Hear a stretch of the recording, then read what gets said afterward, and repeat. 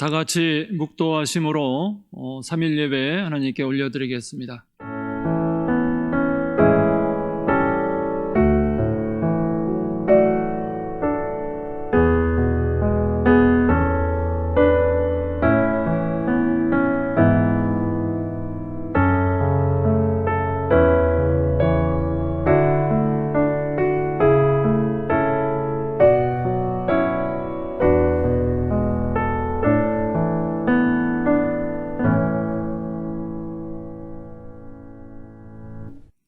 찬송가 370장 주 안에 있는 나에게 370장 다 같이 부르시겠습니다.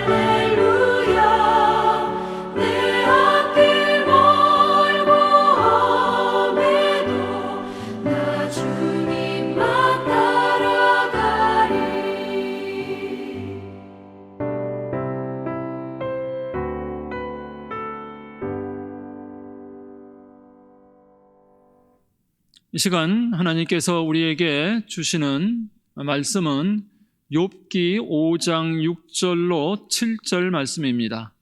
구약성경 욥기 5장 6절로 7절 말씀을 제가 봉독해 드리겠습니다. 재난은 티끌에서 일어난 것이 아니며 고생은 흙에서 나는 것이 아니니라. 사람은 고생을 위하여 났나니 불꽃이 위로 날아가는 것 같으니라. 아멘. 할렐루야. 이 시간 3일 예배 드리는 여러분, 또 여러분 가정 위에 하나님의 은혜와 축복이 함께 하시기를 원합니다. 저는 이 시간 고난의 날 어떻게 라고 하는 제목으로 이 시간 함께 교훈과 은혜를 받고자 합니다. 현재 우리는 모두 어려운 코로나 시대를 살아가고 있습니다. 정치, 경제, 사회, 문화, 국제 관계 등 어느 면을 보나 우리를 힘들게 하는 일로 가득한 것 같습니다. 이러한 어려움들은 오늘날만 있는 것이 아니고 과거에도 있었고 또 언제 어디에서나 있었고 앞으로도 계속될 것입니다. 또한 이러한 어려움은 우리 한국 사람들만 겪는 것이 아니고 처지는 다르겠지만 어느 나라 사람이든지 다 겪는 공통된 것이라고 생각을 합니다. 또한 이러한 힘든 일은 나만 당하는 것이 아니고 누구나 다 당할 수 있습니다. 하나님을 섬기는 사람들이 오해하기 쉬운 것이 하나 있습니다. 그것은 하나님을 잘 섬기면 늘 평안하고 하는 일마다 만사 형통할 것으로 생각을 합니다만 그러나 결코 그렇지 않습니다.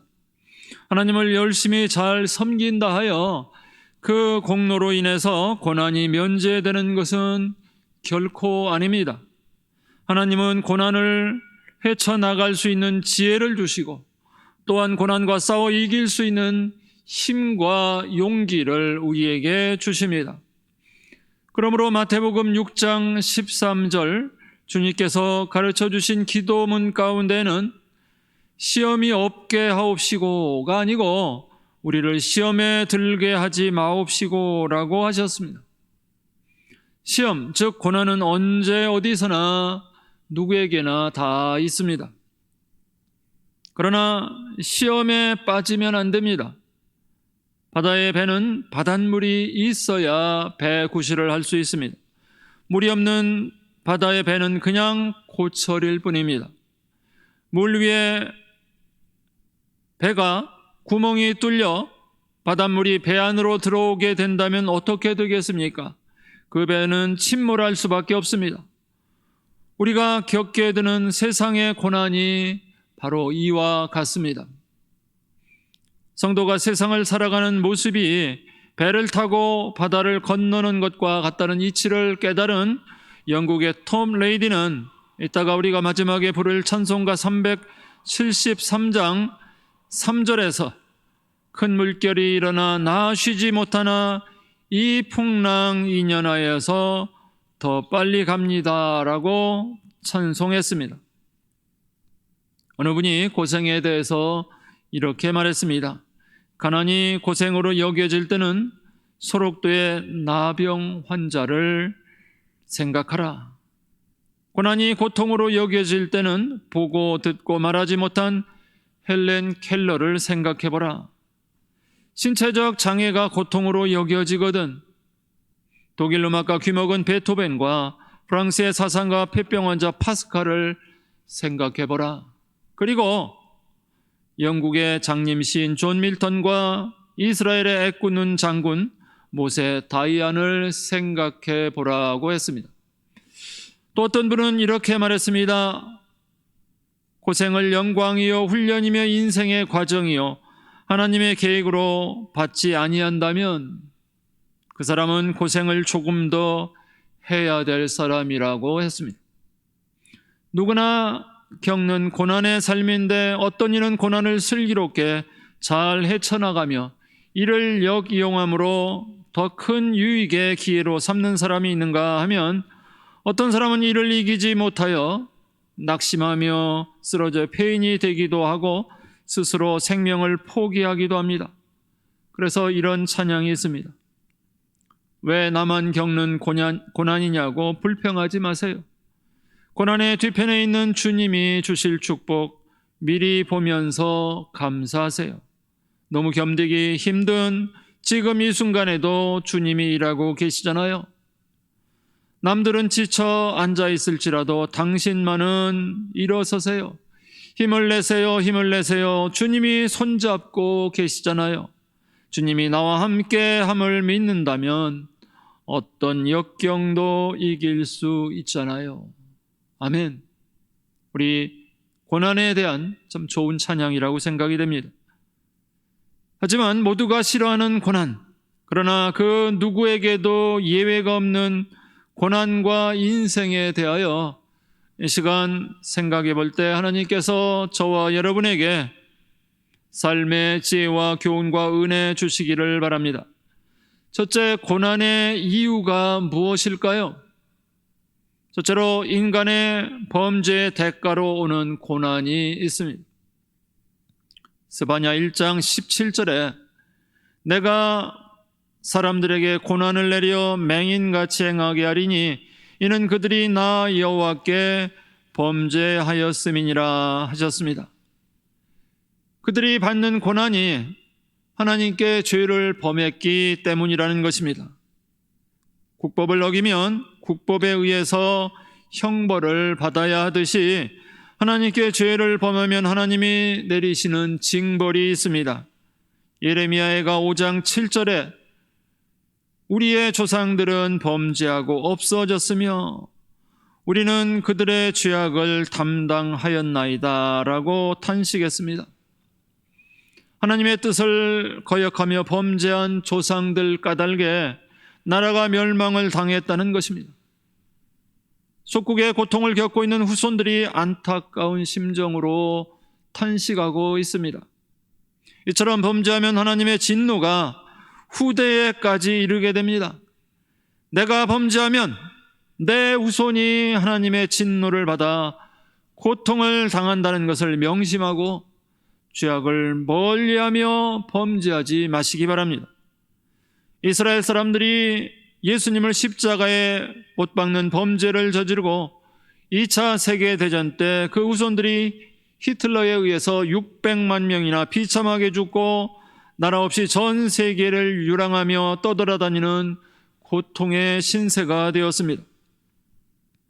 과거 일본이 우리나라를 비롯한 여러 나라를 침략하여 인간으로서는 차마 도저히 못할 못된 짓을 많이 해서 관동, 대지진 등으로 하나님이 벌을 내리시는데도 이를 깨닫지 못하자 결국 히로시마의 원자폭탄 세례의 벌을 받고 항복을 했던 것입니다. 과거 일본 대지진과 쓰나미도 우상과 죄 많은 일본에 대한 하나님의 징벌이 아닌가 생각하는 사람이 많은 것 같습니다. 그래서 제가 아는 어떤 일본 성도는 죄 많은 일본을 위해서 도고 기도해달라고 했습니다. 하나님은 신명기 5장 7절로 9절에 말씀하시기를 나 외에는 다른 신들을 내게 두지 말지니라. 너는 자기를 위하여 새긴 우상을 만들지 말고 위로 하늘에 있는 것이나 아래로 땅에 있는 것이나 땅 및 물속에 있는 것에 어떤 형상도 만들지 말며 그것들에게 절하지 말며 그것들을 섬기지 말라. 나 내 하나님 여호와는 질투하는 하나님이신즉 나를 미워하는 자의 죄를 갚되 하나님으로부터 아들에게로 3, 4대까지 이르게 하거니와 라고 하셨습니다. 이처럼 하나님을 섬기지 않고 우상을 섬기는 죄악된 민족들에게 하나님의 진노가 임합니다. 그러므로 범죄를 두려워하시기 바랍니다. 두 번째로 고난의 이유는 연단을 위해 오는 고난이 있습니다. 하나님께서 내 부족한 부분을 채우시며 내 연약한 면을 강하게 하시려는 뜻의 고난이 있습니다. 욥기 23장 10절 말씀에 그러나 내가 가는 길을 그가 아시나니 그가 나를 단련한 후에는 내가 순금같이 되어 나오리라 하셨습니다. 금광에서 캐낸 광석 자체는 별 가치가 없습니다. 뜨거운 용광로를 거친 후에야 비로소 순금이 되어 금의 가치를 인정받게 되는 것처럼 사람도 똑같습니다. 시편 119편 67절에 고난당하기 전에는 내가 그릇 행하였더니 이제는 주의 말씀을 지키나이다 라고 하셨습니다. 또한 히브리서 2장 10절에서는 고난을 통하여 온전하게 하심이 합당하도다 라고 하셨습니다. 고난을 통해 사람다운 사람으로 다듬어져 간다는 것입니다. 고난을 통해 신앙의 철이 든다는 것입니다. 온전한 것은 모두가 고난을 통해서 얻어집니다. 높은 수준의 지식은 밤을 새우며 책과 씨름하는 고난의 날들을 통해 주어지는 것입니다. 운동 경기하는 선수들의 경우 영광의 메달을 차지할 사람들은 어떤 선수들일까요? 편히 쉬며 놀던 사람일까요? 결코 아닙니다. 높은 기량을 쌓고자 피지땀을 흘리며 연습에 연습을 거듭한 사람들입니다. 우리의 국민 선수 마라토너 황영조는 연습할 때 너무도 고통스러워서 지나가는 트럭에 뛰어 들어가고 싶었다고 했습니다. 미국의 잔슨 전 대통령은 사람을 채용할 때 분명한 채용 기준이 있었다고 합니다. 너무 빨리 출세한 사람과 실패를 경험하지 않은 사람은 채용을 꺼렸다고 합니다. 그 이유는 너무 쉽게 출세하는 사람은 독선적이기 쉬우며 실패 경험이 없는 사람은 남의 아픔을 이해하지 못하기 때문이라고 합니다. 이처럼 고난을 통해 연단을 받아 인간다운 인간으로 다듬어져 가는 것입니다. 그러므로 내 고난의 이유가 연단을 위한 고난인지 한번 생각해 보시기 바랍니다. 두 번째로, 고난을 대하는 우리의 자세는 그럼 어떠해야 할까요? 고난이 있을 때 사람은 누구나 자신의 삶을 되돌아보게 됩니다. 혹 잘못한 것이 생각나면 하나님 앞에 회개하면 됩니다. 하나님께서 이사야서 1장 18절에 말씀하시기를 여호와께서 말씀하시되 오라 우리가 서로 변론하자. 너희의 죄가 주홍 같을지라도 눈과 같이 희어질 것이요 진홍같이 붉을지라도 양털같이 희게 되리라 하셨습니다. 때로는 본문의 저자인 욥처럼 올바로 살고자 최선을 다했는데도 어려움을 당할 때가 있습니다. 욥의 삶에 대해서 욥기 1장 1절에 기록하기를 우스땅의 욥이라 불리는 사람이 있었는데 그 사람은 온전하고 정직하여 하나님을 경외하며 악에서 떠난 자더라고 했습니다. 그런데도 극한 고난이 있었습니다. 이러한 때 하나님의 자녀들, 우리는 어떻게 해야 할까요? 첫째, 고난의 날 두려워하지 말고 담대하라 하셨습니다. 예수님께서 요한복음 16장 33절에 말씀하시기를 세상에서는 너희가 환난을 당하나 담대하라 내가 세상을 이기었노라 하셨습니다. 우리의 죄를 담당하셔서 우리를 구원하시고자 십자가에 못 박히신 사랑의 주님, 사망의 권세를 이기시고 무덤에서 부활하신 주님, 만물을 창조하신 전능하신 주님께서 우리에게 하신 말씀입니다. 이 예수님께서 우리에게 선한 목자가 되셔서 우리를 지켜주십니다. 주님이 우리를 도와주십니다. 우리를 지키시는 예수님에 대하여 히브리서 2장 18절 말씀에 그가 시험을 받아 고난을 당하였은즉 시험 받는 자들을 능히 도우실 수 있느니라 했습니다. 또 고린도전서 10장 13절에 약속하시기를 사람이 감당할 시험 받기는 너희가 당한 것이 없나니 오직 하나님은 미쁘사 너희가 감당하지 못할 시험 당함을 허락하지 아니하시고 시험 당할 즈음에 또한 피할 길을 내사 너희로 능히 담당하게 하시느니라 하셨습니다. 아멘. 그러므로 우리들은 고난의 날 하나님의 약속을 믿고 낙심하지 말아야 합니다. 담대해야 합니다. 왜냐하면 주님께서 우리와 함께 하시기 때문입니다. 힘들고 어려운 날 나의 선한 목자이신 예수님께서 이 세상 끝날까지 항상 우리와 함께 하심을 믿고 소망과 용기를 가져야 하겠습니다. 두 번째로 고난의 날을 즐거워하라 하셨습니다. 베드로전서 4장 12절로 13절 말씀에 사랑하는 자들아 너희를 연단하려고 오는 불시험을 이상한 일을 당하는 것 같이 이상히 여기지 말고 오히려 너희가 그리스도의 고난에 참여하는 것으로 즐거워하라. 이는 그의 영광을 나타나실 때 너희로 즐거워하고 기뻐하게 하려 하심이라 하셨습니다. 이 말씀은 사도 베드로가 초대교회 성도들이 하나님을 섬기는 신앙으로 인해 박해를 받고 있을 때 그들에게 권면한 말씀입니다. 하나님을 섬기는 신앙으로 인한 고난은 훗날 나에게 즐거움과 기쁨이 되기 때문입니다. 예수님께서 마태복음 5장 10절로 12절에 말씀하시기를 의를 위하여 박해를 받는 자는 복이 있나니 천국이 그들의 것임이라. 나로 말미암아 너희를 욕하고 박해하고 거짓으로 너희를 거슬러 모든 악한 말을 할 때는 너희에게 복이 있나니 기뻐하고 즐거워하라. 하늘에서 너희의 상이 큼이라. 너희 전에 있던 선지자들도 이같이 박해하였느니라 하셨습니다.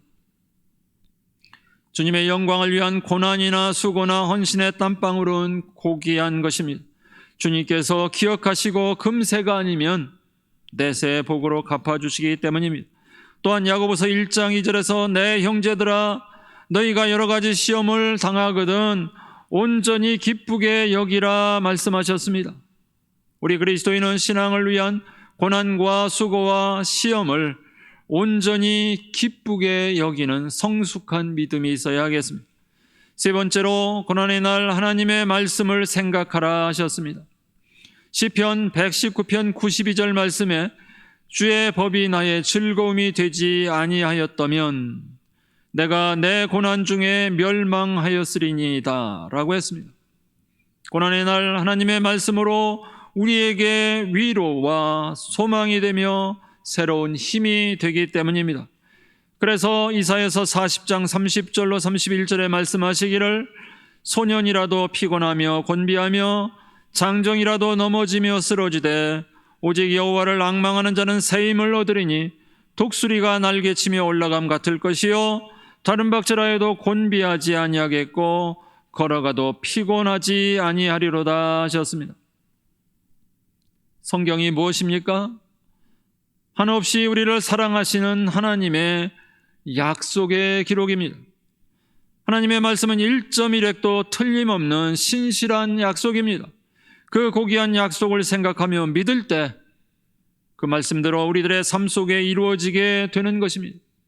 시편 1편 1절로 3절에 복 있는 사람에 대해 기록하시기를 복 있는 사람은 악인들의 꾀를 따르지 아니하며 죄인들의 길에 서지 아니하며 오만한 자들의 자리에 앉지 아니하고 오직 여호와의 율법을 즐거워하여 그 율법을 주야로 묵상하는 도다. 그는 시냇가에 심은 나무가 철을 따라 열매를 맺으며 그 잎사귀가 마르지 아니함 같으니 그가 하는 모든 일이 다 형통하리로다 하셨습니다. 이 진리를 깨달은 링컨의 어머니 낸시 행크스는 아들 링컨에게 교훈하기를 사랑하는 아들아 하나님의 말씀을 매일 읽어라. 어려운 일이 닥치거든 더욱 하나님의 말씀을 많이 읽어라 했습니다. 하나님의 말씀은 고난 중에 위로가 됩니다. 독서의 계절 가을을 맞이해서 성경을 많이 읽으시기를 바랍니다. 하나님의 말씀은 고난 중에 소망이 됩니다. 하나님의 말씀은 고난을 이길 수 있는 능력이 됩니다. 그러므로 고난의 날 하나님의 약속의 말씀을 늘 묵상하며 생각하고 순종하시기 바랍니다. 네 번째로 고난의 날 기도하라 하셨습니다. 야고보서 5장 13절에 너희 중에 고난 당하는 자가 있느냐 그는 기도할 것이요 즐거워하는 자가 있느냐 그는 찬송할지니라 했습니다. 또한 야고보서 5장 16절로 18절에는 의인의 간구는 역사하는 힘이 크미니라 엘리야는 우리와 성정이 같은 사람이로되 그가 비가 오지 않기를 간절히 기도한즉 3년 6개월 동안 땅에 비가 오지 아니하고 다시 기도하니 하늘이 비를 주고 땅이 열매를 맺었느니라고 했습니다. 영국 고아의 아버지로 불리는 조지 뮬러 목사님은 고아원에 필요한 것들이 있을 때마다 하나님의 약속을 믿고 기도했습니다. 그는 빌립보서 4장 19절 말씀인 나의 하나님이 그리스도 예수 안에서 영광 가운데 그 풍성한 대로 너희 모든 쓸 것을 채우시리라 하신 말씀을 손으로 짚으며 기도했다고 합니다. 이 성경 구절을 손으로 얼마나 짚었던지 그곳에 구멍이 났다고 합니다. 그러므로 고난의 날 기도하시기 바랍니다. 이제 한 가지 예를 들고 말씀을 마치겠습니다. 일본의 기업의 귀재라고 부르는 내셔널 창업자 마쓰시다 고노스케라고 하는 사람이 있습니다. 그는 집안의 몰락으로 초등학교 4학년에 중퇴하고 자전거포 점원으로 일하며 사회생활을 시작했다고 합니다. 그는 온몸으로 살벌한 세상을 배워가며 570개의 기업 13만 명의 종업원을 거느린 대기업의 총수 자리까지 오르게 되었습니다. 그는 자신의 성공 비결을 묻는 사람들에게 다음과 같이 말했다고 합니다. 나는 3가지의 행운을 누린 자입니다. 첫째, 조실부무한 것이고, 둘째, 건강이 약한 것이고, 셋째, 초등학교를 중퇴한 것이 그것입니다. 사실 이것은 이 3가지는 행운이 아니라 불행입니다. 그러나 그는 이것을 긍정적으로 보았습니다. 11살 때 부모를 잃었으니 일찍 철이 들어 부지런히 일을 했고 건강이 약함으로 건강관리를 잘해서 95세까지 살 수 있었으며 배운 것이 부족하기에 열심히 듣고 배운 결과 경영의 귀재라는 평을 듣게 되었다고 했습니다. 인생 행로에서 고난은 누구나 다 싫어합니다. 할 수만 있으면 이것을 피해가기를 원합니다. 그러나 누구에게나 고난은 다 있습니다. 누구도 피해갈 수 없는 것이 고난입니다. 그러나 고난은 고난으로 끝나는 것이 아닙니다. 고난을 이긴 뒤에는 반드시 예비된 상과 복이 있습니다. 전등과 번개 속에 생명의 단비가 있는 것과 같습니다. 하나님은 사람을 쓰시기 전 반드시 그 사람을 연단시키십니다. 훈련된 병사가 적군을 이기는 강군이 됩니다. 이는 지극히 당연한 이치입니다. 신명기 32장 10절로 12절 말씀에 여호와께서 그를 황무지에서 짐승이 부르짖는 광야에서 만나시고 호위하시며 보호하시며 자기의 눈동자같이 지키셨도다.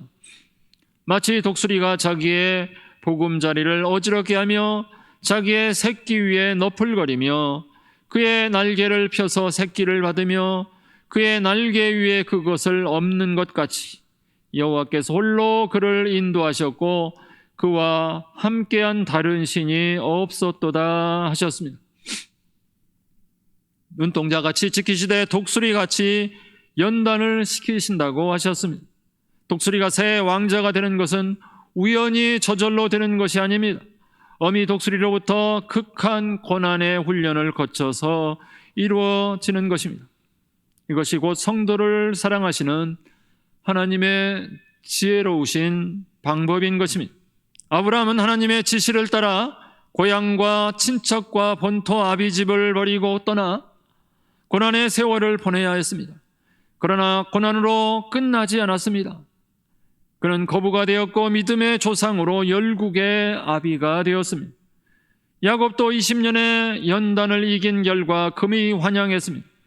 요셉도 13년의 고난을 겪었으나 그 고난은 애굽 총리로 가는 과정이었습니다. 다윗은 10년간 사울에 의한 억울한 고난을 겪었습니다. 그러나 때가 되었을 때 하나님은 다윗을 위대한 왕으로 세워주셨습니다. 이 고난의 위치를 깨달은 록펠러는 말하기를 나는 고난이 있을 때마다 하나님의 복이 있음을 알고 결코 낙심하지 않았다고 했습니다. 이제 말씀을 맺겠습니다.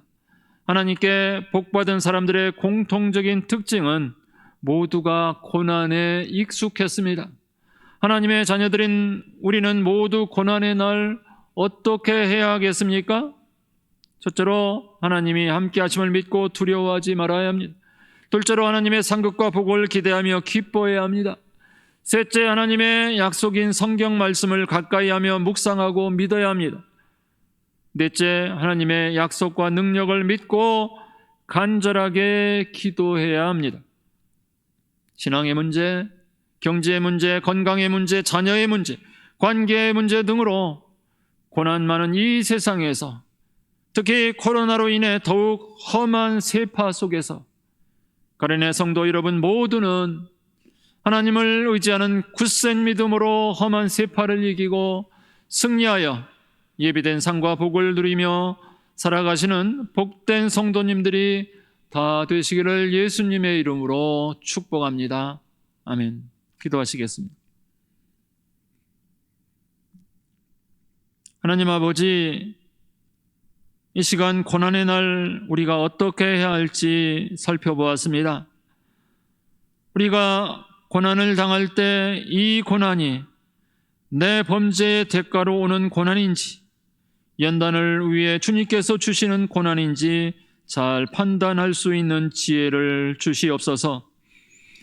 고난이 내 범죄 때문이라면 속히 회개하여 주님과 친밀한 관계를 회복하고 문제를 해결받을 수 있게 하여 주옵소서. 그러나 연단을 위해 주님께서 주시는 고난이라면 욥처럼 범죄하지 않고 잘 인내하여 고난을 통하여 온전하게 되어 주님의 영광을 드러내게 하여 주시옵소서. 왜 나만 겪는 고난이냐고 불평하지 말고 잘 인내하며 감당할 수 있는 성숙한 믿음을 주시옵소서. 고난의 날 두려워하지 않고 담대하게 하시고, 고난의 날 기뻐하며 감사하게 하시며, 고난의 날 주님의 약속의 말씀을 묵상하며 믿게 하여 주옵소서. 고난의 날 주님의 약속과 능력을 믿고 간절하게 기도하여 고난을 극복하고 승리하여 주님의 영광을 드러내며 예비하신 상과 복을 받도록 용기와 힘과 지혜를 주시옵소서. 고난을 이기신 예수님의 이름으로 기도하옵나이다. 아멘. 찬송가 373장 고요한 바다로, 373장 다 같이 부르시겠습니다.